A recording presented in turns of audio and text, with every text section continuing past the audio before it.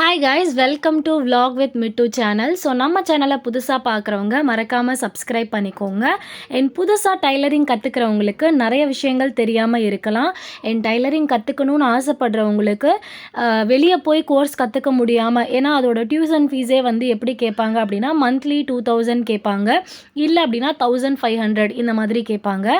So எந்த ஃபீஸுமே கட்டாமல் நம்ம யூடியூப்பில் இருந்தே எப்படி வந்து டைலரிங் கற்றுக்கலாம் அப்படிங்கிறது தான் நான் உங்களுக்கு சொல்லித்தர போகிறேன். அதுக்கு முன்னாடி ரொம்பவே பேசிக்ஸான சில விஷயங்கள் உங்களுக்கு தெரிஞ்சிருக்கணும். அப்போ தான் வந்துட்டு நீங்கள் வந்து கரெக்டாக தைக்கும்போது உங்களுக்கு அது எல்லாமே யூஸ்ஃபுல்லாக இருக்கும். ஸோ நான் என்னோடய டைலரிங் மிஷினில் என்னென்ன வச்சுருக்கேன், ஸோ என்னென்ன இம்பார்ட்டன்ட் அப்படிங்கிறதெல்லாம் சொல்லிடுறேன். அது எல்லாத்தையும் நீங்களும் நோட் பண்ணிக்கோங்க. உங்ககிட்ட ஏதாவது ஒரு திங்ஸ் இல்லாமல் இருந்துச்சு அப்படின்னா அதை கண்டிப்பாக வாங்கி வச்சுக்கோங்க. கன்ஃபார்ம் அது வந்து உங்களுக்கு யூஸ்ஃபுல்லாக இருக்கும். ஸோ நீங்கள் வந்து எப்போ டைலரிங் கற்றுக்க ஸ்டார்ட் பண்ணுறீங்களோ அப்போவே நிறைய விஷயங்கள் நான் சொல்கிற எல்லாத்தையும் வாங்கி வச்சுக்கோங்க. நான் வந்து டைலரிங் கற்றுக்கும் போதே சைட் பை சைட் எம்ப்ராய்டரி கற்றுட்ருக்கேன். ஸோ அதனால் வந்துட்டு நான் அந்த எம்ப்ராய்டரி நூல் எல்லாம் வாங்கி வச்சுருக்கேன். ஸோ அது உங்களுக்கு வேணும்னா, அதெல்லாம் ஆப்ஷனல் தான், உங்கள் விருப்பம் தான். வேணும்னா வாங்கி நீங்கள் அதையும் கற்றுக்கலாம், இல்லை அப்படின்னா அதை அப்படியே ஃப்ரீயாக விட்டுருங்க. ஸோ ரொம்ப முக்கியமான விஷயமே டேப் தாங்க. ஒரு டைலரிங் நம்ம எப்போ கற்றுக்குறோமோ, ஸ்டார்ட் பண்ணுறோமோ, அப்போ கண்டிப்பாக நம்ம கையில் வந்து ஒரு டேப் மிஷின் வந்து இருக்கணும். அப்போ தான் வந்து நம்ம அளவெடுக்கிறதுக்கு என்ன லென்த் எடுக்கிறோம் அப்படின்னு பார்க்குறதுக்கு, ஸோ ஒரு சுடிதாரே ஸ்டிச் பண்ணுறோம் அப்படின்னா அந்த லென்த்தெல்லாம் மெஷர் பண்ணுறதுக்கு கண்டிப்பாக டேப் இருக்கணும். ஸோ சிசர் பார்த்திங்க அப்படின்னா நான் வந்து நார்மல் சிசர் தான் யூஸ் பண்ணுறேன். இந்த சிசர் ஆக்சுவலாக யூஸ் பண்ணவே கூடாது. என்கிட்ட வந்து அந்த மிஷினுக்குன்னு சொல்லி தனியாக ஒரு இரும்பு சிசர் இருக்கும். அந்த சிசர் வந்து எனக்கு கிடைக்கல. ஸோ அதனால் நான் இந்த சிசர்லேயே கட் பண்ண கற்றுக்கிட்டேன். ஸோ எனக்கு கரெக்டாக வரும் அந்த கட் பண்ணும்போது. அந்த மாதிரி ஷேப்பாக வந்து நீங்கள் கட் பண்ணுறீங்க, இந்த சிசர்லேயே உங்களுக்கும் கட் பண்ண தெரியும் அப்படின்னா நீங்களும் இந்த சிசரே கண்டினியூ பண்ணிக்கோங்க. அதே மாதிரி நீங்கள் கிளாத் எடுக்கும்போது ஃபஸ்ட்டு நீங்கள் பிகனர்ஸாக இருக்கீங்க அப்படின்னா நல்ல கிளாத்லாம் வச்சு யூஸ் பண்ணி வேஸ்ட் பண்ணிடாதீங்க. ஸோ ஒரு ரேசன் சாரியோ இல்லை அப்படின்னா நீங்கள் ஏதாவது வேஸ்ட்டு கிளாத் வச்சுருப்பீங்க. ஸோ அந்த மாதிரியில் வந்து ஸ்டிச் பண்ண பழகிக்கோங்க. அதுக்கப்புறம் நல்ல நல்ல பெரிய பெரிய ட்ரெஸ்ஸு, ஸோ கொஞ்சம் காஸ்ட்லியான ட்ரெஸ் எல்லாம் நீங்கள் அதுக்கப்புறமேட்டுக்கு ஸ்டிச் பண்ண கற்றுக்கலாம். ஸோ ஃபஸ்ட்டு ஸ்டார்டிங் வந்து பிகனர் ஸ்டார்ட் பண்ணும்போது ரேஷன் சாரியில் ஸ்டார்ட் பண்ணுறது ரொம்பவே பெஸ்ட்டு. ஏன்னா உங்களுக்கு கட் பண்ணும்போது ரொம்பவே ஈஸியாக இருக்கும். அந்த கட் பண்ணும்போது டக்கு டக்குன்னு கட் ஆயிரும். ஸோ எனக்கு வந்து அந்த சாரீ கலர்லேயே நூல் இருந்துச்சு. ஸோ அந்த நூலையே நான் வந்து யூஸ் பண்ணிக்கிட்டேன். பாபினில் வந்து ஃபிக்ஸ் பண்ணுவோம், அந்த நூலை வந்து உள்ளே ஃபிக்ஸ் பண்ணுறதுக்கு. ஸோ அந்த சக்கரை மாதிரி இருக்குது பார்த்தீங்களா, அதுவும் ரொம்ப இம்பார்ட்டன்ட். இது கூடவே நீங்கள் என்ன பண்ணுறீங்க அப்படின்னா சோப்பு கட்டி வாங்கி வச்சுக்கோங்க. அப்போ தான் வந்து நீங்கள் கோடு போட்டு, நீங்கள் ரொம்ப பிகினர் அப்படிங்கும்போது யாரும் வந்து இந்த மாதிரி கோடு போடாமல் டக்குன்னு எடுத்த உடனே தையல் மிஷின் ஓட்ட எல்லாம் முடியாது. ஸோ இந்த மாதிரி சோப்பு கட்டி இருக்கும்போது நம்ம ஒரு லைன் போட்டு அந்த லைன் வழியாக நம்ம அப்படியே மிஷின் வந்து ஓட்டிகிட்டு வரும்போது அந்த லைன் வந்து நமக்கு இங்கேயும் அங்கேயும் நகர்ந்து நகர்ந்து போகாது. அதாவது அந்த ஸ்டிச் பண்ணுற லைன் வந்து நேராக இருக்கும். ஸோ இந்த மாதிரி ப்ரஷ் வந்து நீங்கள் மிஷின் அப்பப்போ தூசியாக இருக்கும், ரொம்ப சின்ன சின்ன மைன்யூட்டான பிளேசஸில் க்ளீன் பண்ணுறதுக்கு இருந்துச்சுன்னா நீங்கள் யூஸ் பண்ணிக்கோங்க. இல்லைனா அது ஆப்ஷனல் தான். ப்ரஷ் எல்லாம் இருக்கணும்னு எந்த நீடும் கிடையாது. மற்றபடி இன்னொன்று வந்து என்ன அப்படின்னா, அந்த மிஷினில் நம்ம தப்பாக இப்போ வந்து ஸ்டிச் பண்ணிட்டோம்னு வச்சுக்கோங்களேன், எல்லா டைமும் நம்ம வந்து அந்த ஸ்டிச்சஸை உட்காந்து அந்த ஊக்கு வச்சு பிரிச்சுட்ருப்பாங்க நிறைய பேர். அந்த மாதிரி ஊக்கு வச்சு பிரிக்கிறதெல்லாம் ரொம்பவே ஸ்ட்ரகிள். அதுவும் இல்லாமல் அதுக்கு டைமும் அதிகமாகும். நீங்கள் வந்துட்டு இந்த மாதிரி ஊசி வாங்கி வச்சுட்டிங்க அப்படின்னா கண்டிப்பாக நம்ம தையல்லாம் தப்பாயிடுச்சுன்னு வச்சுக்கோங்களேன், இந்த ஊசியை வச்சு ஈஸியாக வந்து நம்ம எடுத்துடலாம். தையலை டக்கு டக்கு டக்கு டக்குன்னு கட் பண்ணி விடுற மாதிரி இதுவும் சிசர் மாதிரி தான் இருக்கும். ஸோ இதை எப்படி யூஸ் பண்ணுறது அப்படிங்கிறத நான் தனியாக வீடியோ போடுறேன். ஸோ நம்ம வந்து இப்போ என்ன பண்ணலாம் அப்படின்னா, ஒரு நார்மலாக கர்ச்சீஃப் கட் பண்ணுவோம்ல, அந்த மாதிரி நீங்கள் ஸ்கொயர் ஷேப்லேயோ இல்லை ரெக்டாங்கிள் ஷேப்லேயோ நீங்கள் கட் பண்ணி வச்சுக்கோங்க. ஸோ இதுக்கப்புறம் நம்ம ஸ்கொயர்லேயோ ரெக்டாங்கிள்லேயோ கட் பண்ணதுக்கப்புறம் அந்த கார்னர்ஸை ப்ராப்பராக மடித்து அதுக்கப்புறம் நம்ம ஸ்டிச் பண்ண ஆரம்பிக்கணும். ஸோ 4 பக்கமும் ஃபோல்ட் பண்ணி அந்த 4 பக்கமும் வந்து ப்ராப்பராக கரெக்டாக நீட்டாக வர மாதிரி நீங்கள் பண்ணணும். ஸோ ஸ்டார்டிங்கில் இந்த ஸ்டிச்சஸ் மட்டும் நீங்கள் கற்றுக்கிட்டிங்கன்னா போதும். இதுதான் ஃபஸ்ட்டு பிகினர்ஸ்க்கு ரொம்ப ஸ்ட்ரகிளாக இருக்கும்.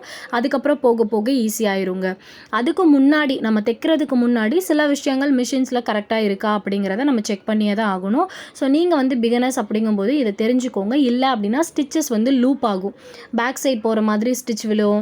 அப்புறம் உள்ளேயே வந்து ஒரு நூலும் ஒன்றுக்குள்ளே மாட்டி லூப் ஆகுற மாதிரி ஆயிரும். ஸோ அதனால் நீங்களும் இந்த மாதிரி மிஷின்ஸை செக் பண்ணிக்கணும். ப்ராப்பராக உங்கள் மிஷினில் த்ரெட்டை வந்து இன்சர்ட் பண்ணிவிட்டு அது கரெக்டாக டைட் பண்ணியிருக்கீங்களா அப்படிங்கிறதெல்லாம் நீங்கள் செக் பண்ணிக்கணும்.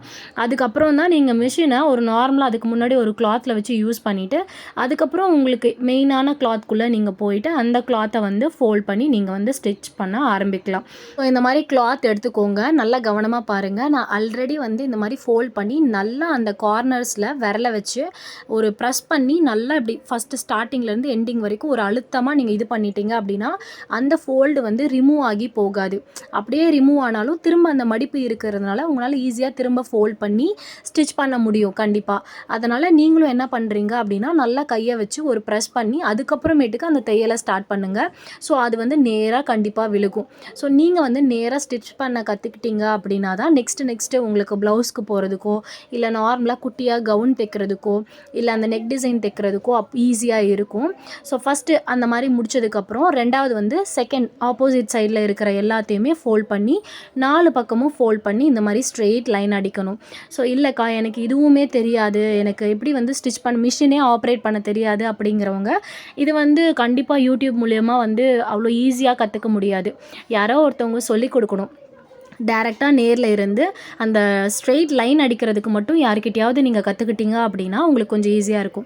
ஸோ நீங்கள் ஃபோன்லேயும் பார்த்து நீங்கள் உங்களோட இன்ட்ரெஸ்ட் அதிகமாக இருக்குது, உங்களால் முடியும் அப்படிங்கிற மாதிரி இருந்துச்சுன்னா சில பேர் ஃபோன் மூலியமாகவே அந்த ஸ்டிச்சஸ் கூட அவங்களே ஓனாக கற்றுக்குறாங்க. இல்லை கொஞ்சம் எனக்கு ஹெல்ப் பண்ண பக்கத்தில் இருக்காங்க அப்படிங்கும்போது நீங்கள் யார்கிட்டையாவது ஹெல்ப் கேட்டு ஸோ இந்த ஃபஸ்ட்டு ஸ்டிச்சஸ் மட்டும் நீங்கள் இந்த ஸ்ட்ரெயிட் ஸ்டிச்சஸ் மட்டும் நீங்கள் கற்றுக்கிட்டீங்க அப்படின்னா இதுக்கப்புறம் போக போக உங்களுக்கு ஈஸியாக இருக்கும். வீடியோஸ் பார்த்தாலே போதும், வேறு எதுவும் தேவை கிடையாது.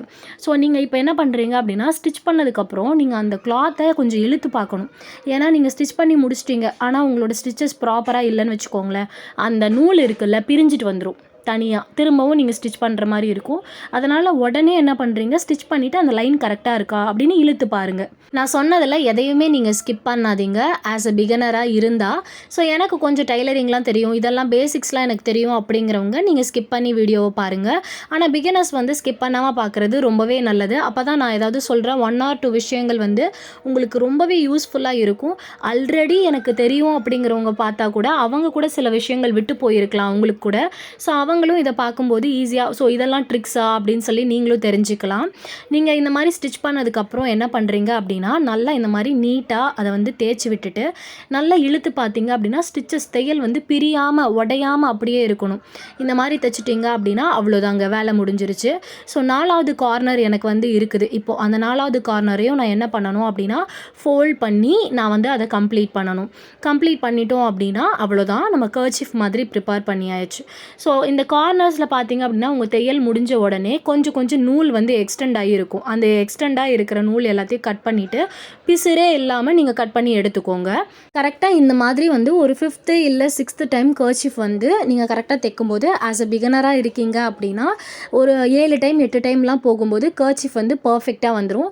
ஸோ நிறைய பேர் வந்து நல்லா கூர்ந்து கவனித்து இப்படி தான் அப்படின்ட்டு ஒரு 2-3 டைமே சில பேர்லாம் கற்றுக்குறாங்க.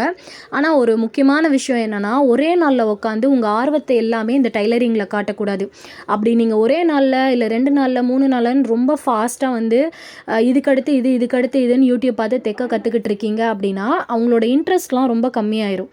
ஸோ ஒரு நாளுக்கு ஒன்று போதும். அப்படியே நீங்கள் கண்டினியூஸாக ஒரு 30 days இல்லை 35 days ஒரு 40 days நீங்கள் கற்றுக்கிட்டீங்க அப்படின்னா அதுக்கப்புறம் போக போக உங்களுக்கே வந்து ஆட்டோமேட்டிக்காக இதுக்கப்புறம் என்ன ஸ்டிச் பண்ணலாம் அப்படிங்கிறது தெரியும். ஃபர்ஸ்ட் எப்பயும் பிகினர்ஸ் வந்து கர்ச்சீஃப் கற்றுக்கோங்க. அதுக்கப்புறமேட்டுக்கு அந்த பாடி கட் வச்சு கவுன் தைப்பாங்க குட்டி குழந்தைங்களுக்கு. ஸோ அந்த கவுன் தைச்சி பழகிக்கோங்க. அதுக்கப்புறம் தான் நீங்கள் நெக்ஸ்ட்டு சுடிதாரு, பேண்ட்டு, அதுக்கப்புறம் ப்ளவுஸுன்னு நீங்கள் படிப்படியாக தான் போகணும். ஏன்னா அதுலேயுமே நிறைய டிசைன்ஸ் அண்ட் வெரைட்டிஸ் இருக்கும். அதெல்லாம் நீங்கள் லைனாக தான் கற்றுக்கணும். எடுத்த உடனே எடுத்தோம் கவுத்தோன்னு எல்லாமே தெரியும்னு குடுகுடுன்னு ஓடினீங்கன்னா போன வேகத்திலேயே உங்களுக்கு வந்து ஸ்டாப் ஆகிரும். அந்த ஆர்வம்லாம் உங்களுக்கு குறைஞ்சிரும். அதனால் முடிஞ்ச அளவுக்கு நீங்கள் என்ன பண்ணுறீங்க அப்படின்னா ஒரு நாளுக்கு ஒன்றை மட்டும் ஃபோக்கஸ் பண்ணுங்கள். ஸோ இன்றைக்கி ஃபஸ்ட்டு டே 1 கர்ச்சீஃப் மட்டும் ஃபோக்கஸ் பண்ணுங்கள். கர்ச்சீஃப் வந்து முடிச்சிட்டிங்க அப்படிங்கிற பட்சத்தில் நெக்ஸ்ட்டு என்னென்ன ஸ்டிச் பண்ணலாம் அப்படிங்கிறத யூடியூப்பில் நிறைய டுட்டோரியல்ஸ் இருக்குது. ஸோ எல்லாத்தையுமே பாருங்கள். ஸோ உங்களுக்கு எது வந்து சிம்பிள் அண்ட் ஈஸியாக இருக்கோ அதை ஃபஸ்ட்டு ட்ரை பண்ணி பார்த்துட்டு அதுக்கப்புறமேட்டுக்கு சுடிதார் போங்க. ஸோ சுடிதாரில் ஃபஸ்ட்டு நெக் டிசைன் கற்றுக்கோங்க.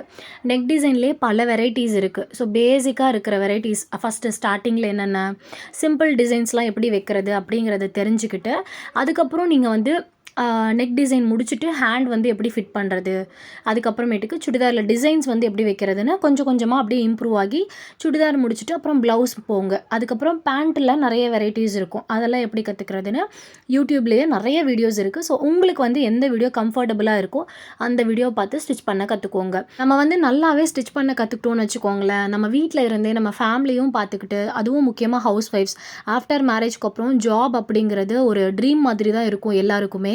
ஏன்னா நம்மளோட சுச்சுவேஷன்ஸ் வெளியே போக முடியாமல் இருக்கலாம். ஸோ அந்த மாதிரி டைமில் டைலரிங் வந்து நம்ம கற்றுக்கிட்டோன்னு வச்சுக்கோங்களேன், நம்ம ஓன் பிஸ்னஸை நம்மளே ரன் பண்ணலாம். ஸோ கண்டிப்பாக டைலரிங் கற்றுக்கிறதுங்கிறது எல்லாருக்குமே பயங்கர யூஸ்ஃபுல்லான ஒரு விஷயம்.